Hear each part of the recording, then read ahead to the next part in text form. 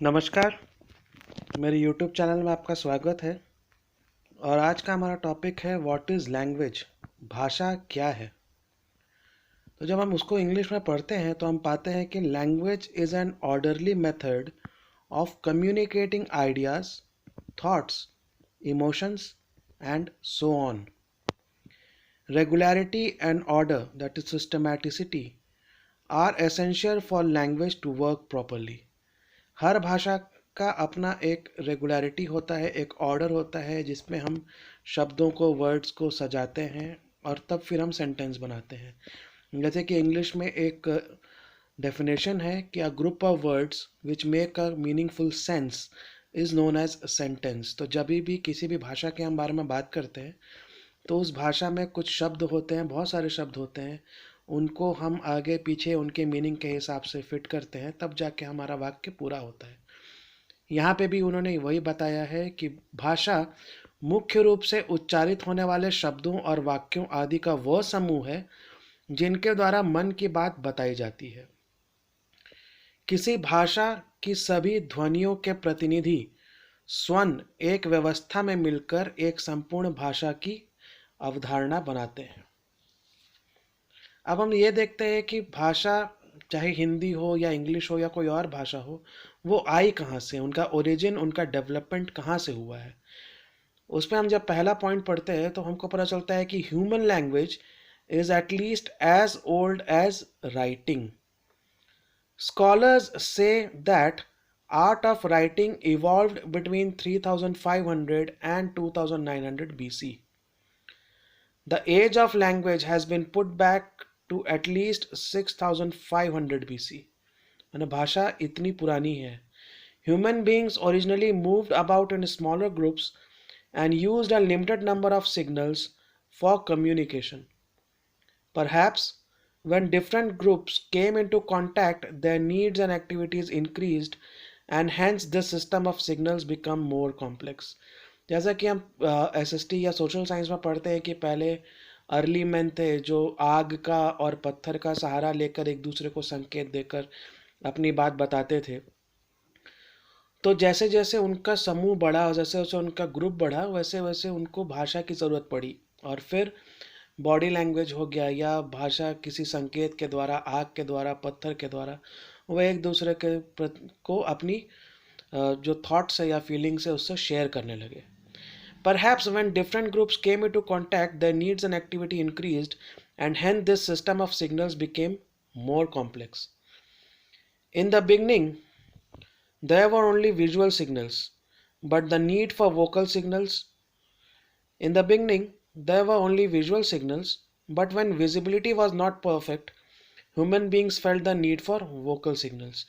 मतलब ये जो विजुअल सिग्नल्स थे ये सिर्फ दिन के उजाले में ही वो इससे अपना काम चला पाते थे, लेकिन अगर रात हो या अंधेरा हो कहीं तो फिर उनको ये जो विजुअल सिग्नल्स थे वो ज़्यादा काम नहीं कर पाते थे और फिर वोकल सिग्नल्स या वोकल लैंग्वेज की ज़रूरत पड़ी। That is how it may be assumed communication bye voice evolved. अब हम इसका ओरिजिन देखते हैं कि भाषा आई कहाँ से। Language origin hypothesis. Charles Darwin 1871 में उनका एक वर्क है जिसका नाम है the descent of man and selection in relation to sex. उसमें उन्होंने कहा है कि I can not doubt that language owes its origin to the imitation and modification aided by signs and gestures of various natural sounds, the voice of other animals, and man's own instinctive cries. 1861 में marks मुलर नाम के एक historical linguist थे। उन्होंने भी अपने work जो उन्होंने पब्लिश किया था उसमें वो लिखा था कि इन 1861 historical linguist Max Muller published a list of speculative theories concerning the origins of spoken language. उनकी जो थ्योरीज थी, नंबर 1 थ्योरी, पहला थ्योरी का नाम था बाउवाउ। द बाउवाउ और cuckoo theory which Muller attributed to the German philosopher Johann Gottfried Herder saw early words as imitation of the cries of beasts and birds. इसमें उन्होंने सबसे पहले मुलर साहब ने चिड़ियों के चहचहाने और कुछ जानवरों के आवाज़ों को स्टडी किया था, जिसको उन्होंने बाउ वाउ और कुकू थ्योरी बोला का नाम दिया। अगली जो थ्योरी आई उसका नाम था pooh pooh. This theory saw the first words as emotion interjection and exclamation triggered by pain, pleasure, surprise, etc. उसके बाद थ्योरी आई जिसका नाम था ding dong theory. Muller suggested that what he called ding dong theory, which states that all things have a vibrating natural resonance echoed somehow by man in his earliest words. इसके बाद दो theory और आई, उनमें से पहली है यो हे हो theory. The Yo He Ho theory claims that language emerged from collective rhythmic labor, the attempt to synchronize muscular effort resulting in sounds such as heave alternating with sounds such as ho. इसमें उन्होंने muscular effort मतलब हमारी मांसपेशियों का जो हम use करके sounds निकालते हैं उसके बारे में इस थ्योरी में पढ़ाया गया। लास्ट में एक थ्योरी आई थी जिसका नाम था ta ta theory. This does not feature in Max Muller's listing, ये मैक्स म्यूलर के लिस्ट में नहीं थी यह theory, having been proposed in 1930 by sir Richard Paget. ये जो थ्योरी थी ये सर रिचर्ड पेजेट के द्वारा 1930 में दी गई थी। According to this theory humans made the earliest words by tongue movement that mimicked manual gestures rendering them Audible.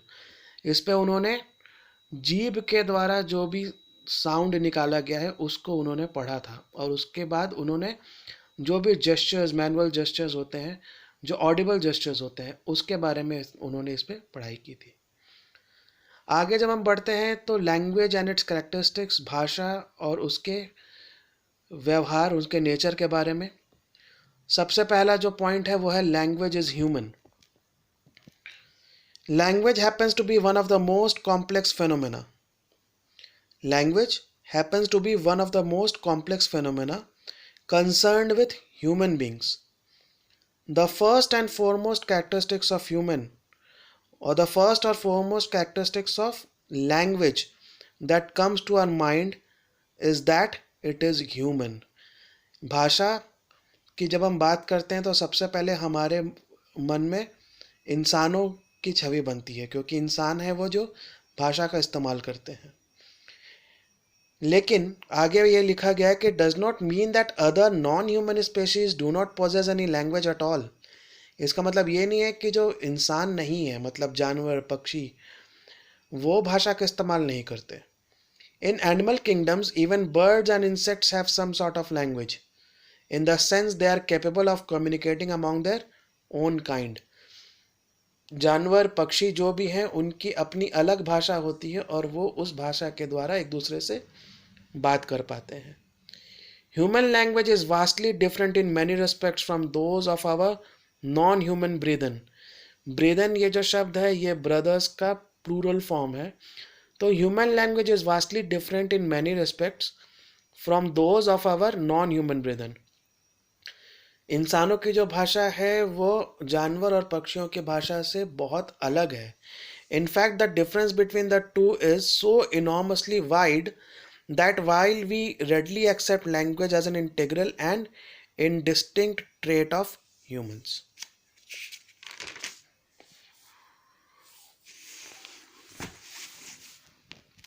Language is verbal communication. Language is speech, which means expression of or the ability to express thoughts and feelings by articulation of vocal sounds. Articulation का मतलब व्यक्त करना। Thus, language is an organization of sounds of vocal symbols. The sounds produced from the mouth with the help of various organs of speech, like tongue, lips, teeth, etc. There are many languages in the world without any writing system. बहुत सारी भाषाएं ऐसी हैं दुनिया में जिनका कोई लिखित या writing system नहीं है. Yet they are languages because they are spoken. For that matter, linguists in no way consider them inferior to any language which have developed highly sophisticated writing system. ये बताता है कि दुनिया में ऐसे बहुत सारे लैंग्वेजेस हैं जिनका कोई राइटिंग सिस्टम नहीं है, लेकिन उसके लिए उनको इन्फीरियर घोषित करना कहीं से भी सही नहीं है, क्योंकि उनका एक अलग लैंग्वेज सिस्टम है जो वो फॉलो करते हैं। नेक्स्ट जो फीचर आता है आर्बिट्रेरीनेस, निरंकुशता।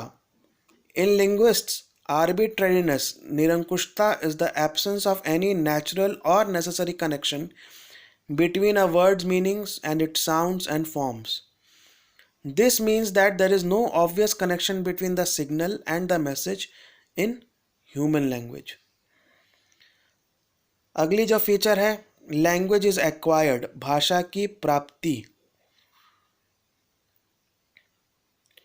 अब यहाँ पे ये बताया गया कि जानवरों को अगर छोड़ दें तो इंसानों को अपनी भाषा कहीं ना कहीं से सीखनी पड़ती है। जैसे अगर आपकी मातृभाषा हिंदी है या बहुतों की तमिल है, मलयालम है, बंगाली है, तो वो अपने परिवार से, अपने बड़ों से सीखते हैं। लेकिन जो जानवर हैं वो उनका जो भौंकना हुआ या जो उनका गरजना हुआ वो सीखते नहीं है, वो उनका इनबिल्ट होता है। तो इस फीचर्स में यह बताया गया कि unlike the modes of communication to other animals, human language has necessarily to be acquired and learned. The communication between members of a species of non-human animals, including birds and insects, is mostly genetically inbuilt. Inbuilt का मतलब अनुवांशिक रूप से निर्मित, instincts, but it is not so with human beings. Human beings की जो language है वो इनबिल्ट नहीं होती, वो हम अपने घर में अपने माता पिता और अपने बड़ों से सीखते हैं। Language training in man has to be acquired and that too over a period of time. In fact, human beings go on acquiring language from cradle, पालना, to grave, कब्र। मतलब अपने जन्म से लेकर मृत्यु तक ह्यूमन बींग लैंग्वेज, अपने भाषा सीखते, बोलते और उस पर काम करते हैं। Man's first school of learning is the family and later his interaction with outside world. सबसे पहले हम भाषा कहाँ सीखते हैं? अपने घर में, और उसके बाद फिर अपने आस पड़ोस, ऑफिस, स्कूल, कॉलेजेस में। अगली जो फीचर है वो है कल्चरल ट्रांसमिशन, सांस्कृतिक उपचालन। Since language is most dynamic system, it has to become the most important instrument for transmitting culture from generation to generation. कोई भी भाषा किसी भी इंसान के, किसी के भी परिवार में सदियों से जनरेशन टू जनरेशन आती जाती है। जब हम या हमारे बात करने का जो तरीका है, जो शब्द हम इस्तेमाल करते हैं, जो जिस टोन में हम बात करते हैं, वो जनरेशन टू जनरेशन पास होता रहता है। डुअलिटी और डबल आर्टिकुलेशन, दोहरी मुखरता। Man is capable of producing 30 to 40 sounds, but animal use each basic sound singly as they cannot combine one sound with another to form new set of signals and to expand the scope of communication. In the case of human beings, each basic sound or phoneme is itself is meaningless. Phoneme यहाँ पे एक शब्द आया है, इसको हम बाद में पढ़ेंगे कि एक्चुअल में फोनीम होता क्या है। फिलहाल यहाँ पे ये बोल रहा है कि in the case of human beings each basic sound और phoneme in itself is meaningless. It is only when one phoneme combined with some other phoneme, Hindi में ध्वनिग्राम या स्वनिम बोलते हैं, that a meaningful utterance is produced for the purpose of communication. Displacement, विस्थापन। Human language is capable of expressing present events as efficiently as the event of past or the prediction of future. हम ना केवल present tense की बातें एक दूसरे को बता सकते हैं, बल्कि पास्ट टेंस की बातें और फ्यूचर में हमारे क्या प्लान है वो भी हम अपने भाषा के द्वारा दूसरों को बता सकते हैं। Temporarily, the human language can refer to the things that are absent as perfectly as that are present. Human language is not bound by the constraints of space either.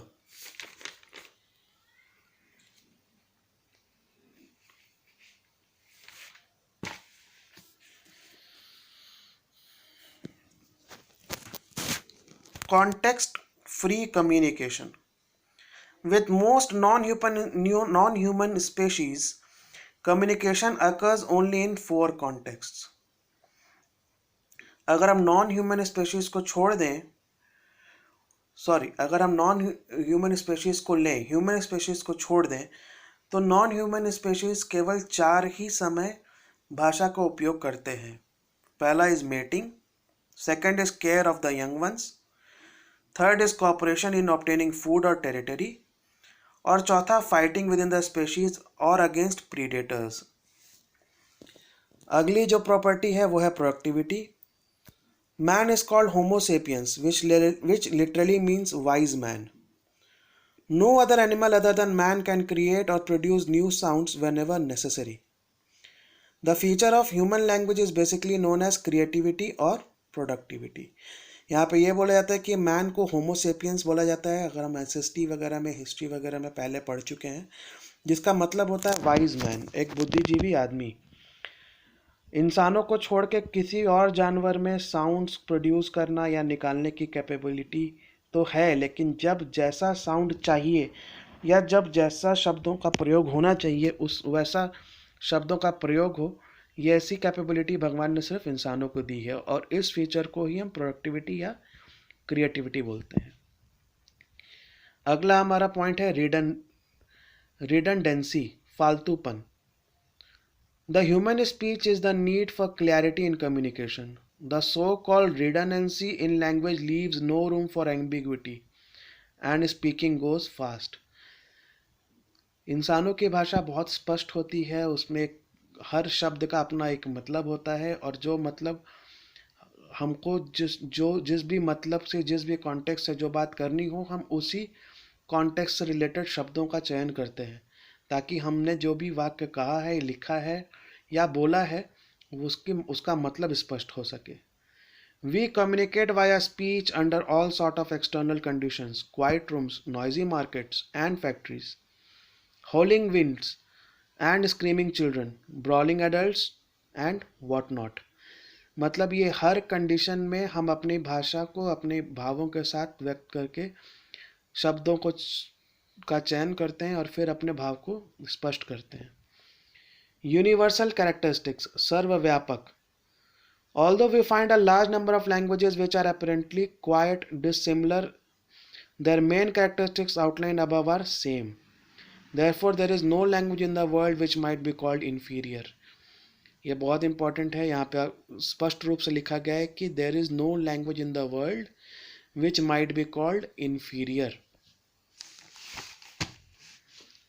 अगली जो प्रॉपर्टी है वो प्रॉपर्टी का नाम है पैटर्न्ड system.